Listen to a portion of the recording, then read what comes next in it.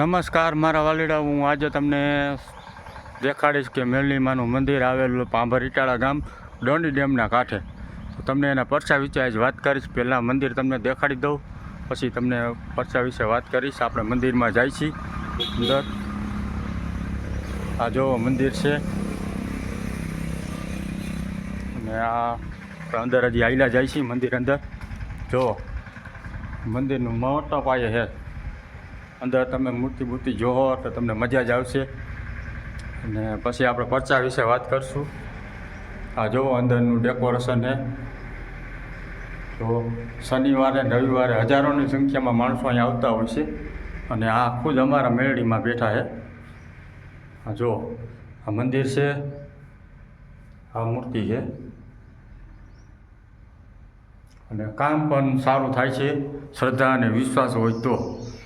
અને હવે પરચા વિશે આપણે વાત કરશું કે કોરોના કાળમાં પાંભર ઇટાળા એટલે કે અમારું ગામમાં 54 કેસ હતા. 54 કેસમાંથી 18 વ્યક્તિને તો ઓલરેડી મૃત્યુ થઈ ગયા હતા.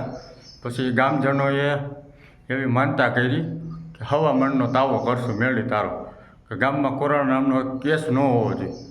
અને ખરેખર ખાલી 24 કલાકના ટાઈમમાં જે બચેલા કેસ હતા તમામને સારું થઈ ગયું.